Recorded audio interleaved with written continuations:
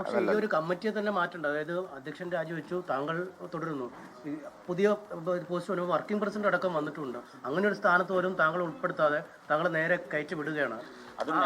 അതിന് നേരത്തെ നിരസിച്ച പോസ്റ്റ് അപ്രധാനമായ ഒരു പോസ്റ്റ് എന്ന് വേണമെങ്കിൽ അല്ല, അങ്ങനെയല്ല. ഒരു പോസ്റ്റും അപ്രധാനമല്ല. എല്ലാ പോസ്റ്റിനും അതിൻ്റെതായ വിലയും മഹാത്മ്യവുമുള്ള പ്രസ്ഥാനമാണ് നമ്മുടെ.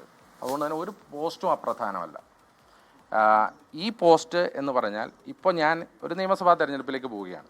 അപ്പോൾ എനിക്കെതിരെ നിരവധി കേസുകൾ നിങ്ങൾക്കറിയാലോ. അതിപ്പോൾ സ്വാഭാവികമായിട്ടും കഴിഞ്ഞ 10 കൊല്ലമായിട്ട് കേരളത്തിൽ ഒരു സമരമായി നടത്തുന്ന ഒരു പ്രവർത്തകൻ എന്നുള്ളതിൽ നിരവധി കേസുകളുണ്ട്. ആ കേസുകളൊക്കെ കേരളത്തിൽ തന്നെയാണ്. നിരവധി സമരങ്ങൾ നമ്മൾ തുടങ്ങി വെച്ചിട്ടുണ്ട്. ഇപ്പോൾ ഇന്നലെ തന്നെ ഞാൻ കോഴിക്കോട് വന്ന് എന്നെ കുറേ ഇടതുപക്ഷത്തിൻ്റെ ആളുകൾ വിളിച്ച് ഇന്നലെ മുതൽ ഭയങ്കര ചീത്തയാണ്. ഇന്നലെ സോഷ്യൽ മീഡിയയിലൊക്കെ എന്നെ അങ്ങ് ട്രോളുന്നതിൻ്റെ പ്രധാനപ്പെട്ട കാരണം എനിക്ക് ഈ പ്രസിഡൻഷിപ്പ് കിട്ടാത്തതല്ല, മറിച്ച് ഇന്നലെ ഞാനിവിടെ ഒരു ആരോപണം ഉന്നയിച്ചിരുന്നു.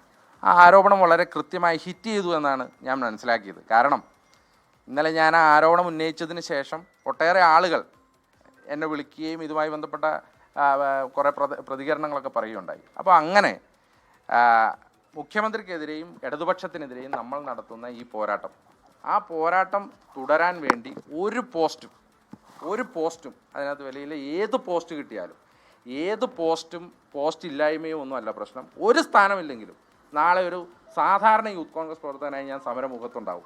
അടികൊള്ളാനുണ്ടാവും, ജയിലിൽ പോകാനുണ്ടാവും, കേസ് കൊടുക്കാനുണ്ടാവും, എന്തിനും ഏതിനും ഞാനുണ്ടാവും. പോസ്റ്റല്ല ഇതിലെ വിഷയം. ഒരു പോസ്റ്റ് കിട്ടിയില്ല എന്നോർത്തോ കിട്ടിയെന്നോർത്തോ അമിതമായി ആഹ്ലാദിക്കുകയോ അമിതമായി ദുഃഖിക്കുകയോ ചെയ്യില്ല. എൻ്റെ പാർട്ടി എന്താണോ എനിക്ക് കൽപ്പിച്ചു തരുന്നത് അത് ഉത്തരവാദിത്തത്തോടു കൂടി ഒരു പ്രവർത്തകൻ എന്നുള്ള നിലയിൽ അത് നിറവേറ്റാൻ മാത്രമാണ്. സംസ്ഥാന നേതൃത്വവുമായി സഹകരിച്ച് മുന്നോട്ട് പോകും. അല്ലത് സംസ്ഥാന നേതൃത്വം ഇനി ചാർജ് എടുക്കാൻ പോവുകയാണ്. കൂടിയാലോചനകൾക്ക് ശേഷം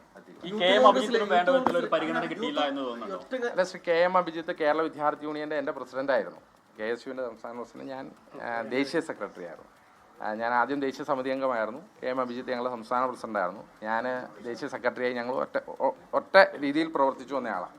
പക്ഷേ കെ എം അഭിജിത്തും ഒക്കെ ഏറ്റവും കഴിവുള്ള ആളാണ്. അദ്ദേഹവും പരിഗണിക്കപ്പെടേണ്ട ആളാണ്. അദ്ദേഹത്തെയും ദേശീയ സെക്രട്ടറിയായി പരിഗണിച്ചിട്ടുണ്ട്. വലിയ സന്തോഷമുണ്ട്.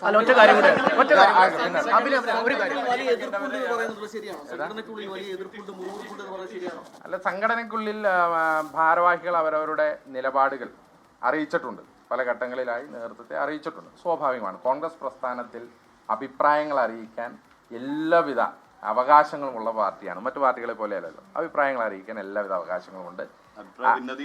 അല്ല, സ്വാഭാവികമായിട്ടും അഭിപ്രായ ഭിന്നതയെ അറിയിക്കുമല്ലോ. അപ്പം കോൺഗ്രസിൻ്റെ ഒരു ചിട്ടവട്ടങ്ങളെ കുറിച്ചൊക്കെ ഞാൻ പറയാതെ തന്നെ നിങ്ങൾക്കറിയാം. ഞങ്ങൾക്ക് അഭിപ്രായം പറയാനും ഇനി ഞങ്ങൾക്കൊരു അഭിപ്രായ ഭിന്നതയുണ്ടെങ്കിൽ അത് പറയാനും തീർച്ചയായിട്ടും എനിക്ക് അഭിപ്രായ ഭിന്നത ഉണ്ടെങ്കിൽ ഞാനത് പാർട്ടി ഫോറങ്ങളിൽ അവതരിപ്പിക്കും. ഇന്നലകളിൽ അവതരിപ്പിച്ചിട്ടുണ്ട്. ഇനിയും എനിക്ക് അഭിപ്രായ ഭിന്നതയുള്ള കാര്യങ്ങളിൽ ഞാനത് അവതരിപ്പിക്കും. അത് പാർട്ടി ഫോറങ്ങളിലായിരിക്കും. അതിനുള്ള എല്ലാ അവകാശവും എൻ്റെ പാർട്ടി എനിക്ക് തന്നിട്ടുണ്ട്. രാഹുൽ രാജിവെച്ച സാഹചര്യം അതേപോലെ നിലനിൽക്കുന്നുണ്ട്.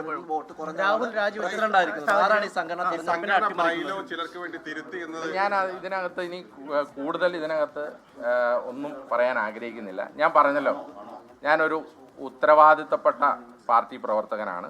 എൻ്റെ പാർട്ടി എടുക്കുന്ന ആ നിലപാടുകളെ മുന്നോട്ട് കൊണ്ടുവരാനാണ് ഞാൻ ആഗ്രഹിക്കുന്നത്. അപ്പോൾ തന്നെ എൻ്റെ പാർട്ടിയോട് എനിക്ക് അഭ്യർത്ഥിക്കാനുള്ള എല്ലാവിധ അവകാശങ്ങളും ഉണ്ട് എന്ന് ഞാൻ വിശ്വസിക്കുന്നു. So I am not challenging, I am requesting. ഞാൻ അഭ്യർത്ഥിക്കുക മാത്രമാണ്. ആ അഭ്യർത്ഥന എൻ്റെ പാർട്ടി രാഹുൽ രാജിവെച്ച സാഹചര്യം നിലനിൽക്കുന്നുണ്ട്. അതുപോലെ ലോകത്തെവിടെയായാലും ഏത് സമയത്തും 24 വാർത്തകളും ഓഗ്മെന്റഡ് റിയാലിറ്റി പാക്കേജുകളും എക്സ്പ്ലെയിനറുകളും വിശദമായി കാണാൻ ഞങ്ങളുടെ യൂട്യൂബ് ചാനൽ നിങ്ങൾക്ക് സബ്സ്ക്രൈബ് ചെയ്യാം.